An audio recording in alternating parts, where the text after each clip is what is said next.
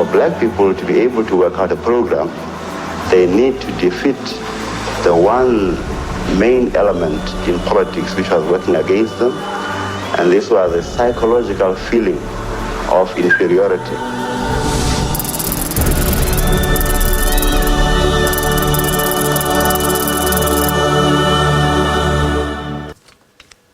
22 minutes past 8, 40 years ago, on the 18th of August 1977, Steve Biko and his friend Peter Jones were arrested at a roadblock in Grahamstown. They were returning from a meeting in Cape Town. After their arrest, the two friends were sent to different facilities, with Jones being sent to the Algoa Park police cells. To take us back to what that day unveiled as, and of course that tragic time, we are joined by Peter Jones from his home in Pringle Bay in the Western Cape.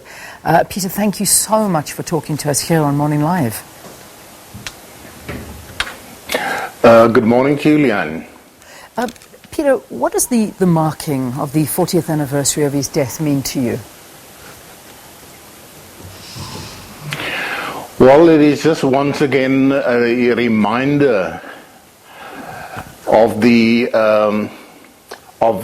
impact that Steve's life and his death had on me personally, and the journey that I had taken with him to Cape Town, and what we had gained, or what we had failed to achieve on that particular trip, and what then also brought us back suddenly out of schedule to return back to King Williamstown and the safety of our houses. Yeah. I mean, if there's, I suppose, let's, before I ask you about the memories and all of those things of Steve Biko, because I know we will talk about that, but I would like to take, or you to take us back to that tragic day when you were both arrested on the 18th of August 1977. What happened? Well, the day before we had arrived in Cape Town from King Williamstown, I had worked for the previous 3 months on setting up appointments with various persons, including Dr. Neville Alexander of the Unity Movement and some of our own comrades for a separate appointment. And on that day, the night of the 17th, we were going to see both parties. The appointment with Dr. Neville Alexander never happened. We had become very uneasy because we could not even reach our own comrades at the scheduled times and at the scheduled place. We became very uneasy and suspicious, and we just decided the next morning to leave Cape Town without warning to anybody, and return to King Williamstown. And on the way, we were stopped at a roadblock in Grahamstown. And that was when the arrest took place. And obviously, you were both arrested there. And after returning from that Cape Town political meeting, which was cancelled, did you at any point feel uneasy and somehow knew that something was wrong, that something was going to happen? Well, the night we spent in Grahamstown, we were together in one cell. We didn't discuss many things because we were both very tired, and our minds did not dwell much on what would happen to us, except that we expected that Steve would merely once again be charged for breaking his banning order, and I would be called as a possible witness to testify against him, which of course wouldn't happen. So it was only the next day when we were handcuffed and taken at high speed in a convoy of cars back to Port Elizabeth that we started realizing that our arrest was much more serious than we had imagined. And then when after a few hours, when the major of the security police in Port Elizabeth came in with a piece of paper and announced that we are now arrested under Section 6 of the Terrorism Act, that we realized that this was becoming very, very serious. Yeah.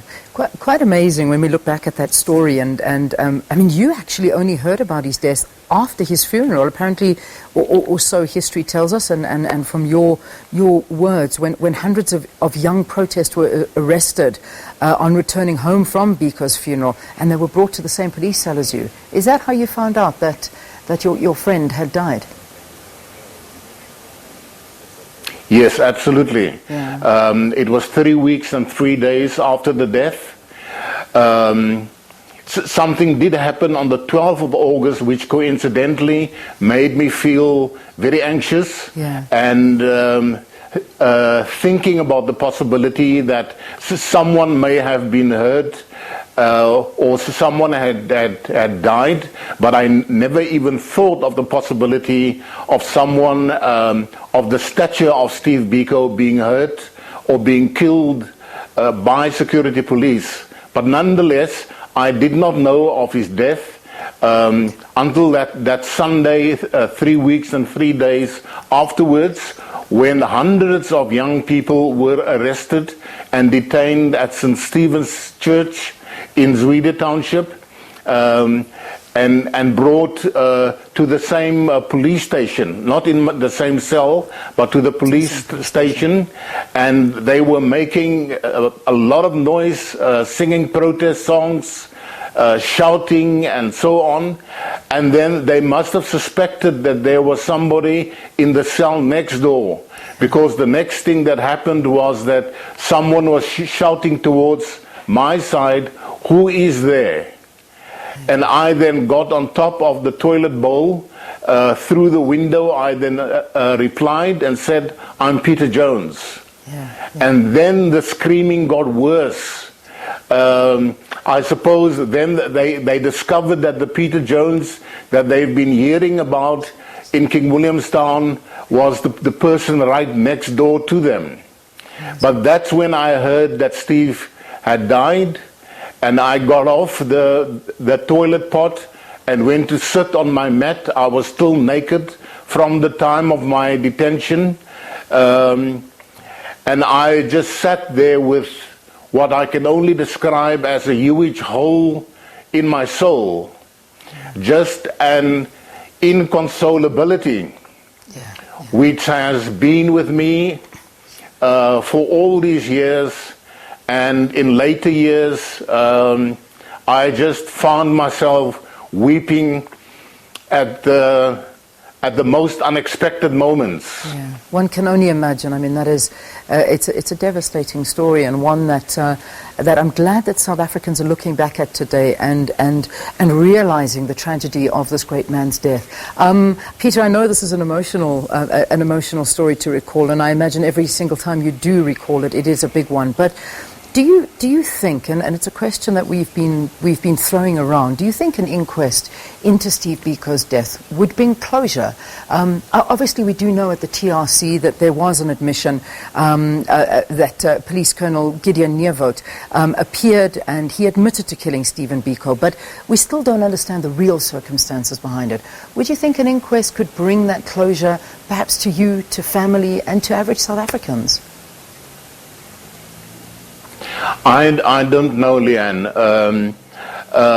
When there was the opportunity at the TRC for them to admit the exact nature of the kind of treatment they meted out to Steve, they continued lying as they did at the time of the inquest. Yeah. And they claimed that the massive injury to his head, which was the one that actually killed him, was completely accidental. Although they admitted to assaulting him, or at least trying to bring him under control, they never admitted to killing him directly. Yeah. So I don't know at this stage, when some of them have already passed on, whether an inquest will be able to shed any more life. But if the family would insist, I would, as usual, support them and see how far that brings us. All right. Peter, as much as I don't want to, in the interest of time, I have to leave it there. Thank you for speaking to us and for reminiscing, and a great friendship that you and Steve Biko did have. And we, I'm sure, along with you, treasure the memories. Thank you very much for talking to us. Thank you very much. All right, that was Peter Jones and Steve Biko arrested together, and that was on the 18th of August 1977, and it was only then, after that, on the 12th of September, that Steve Biko passed away, or he was killed. All right, so it's way gone, 7:30, but let's just get you some news headlines, just so you know the top stories that we are following. I beg your pardon, 8:30. Let's get those stories that we're following. Palesa, over to you.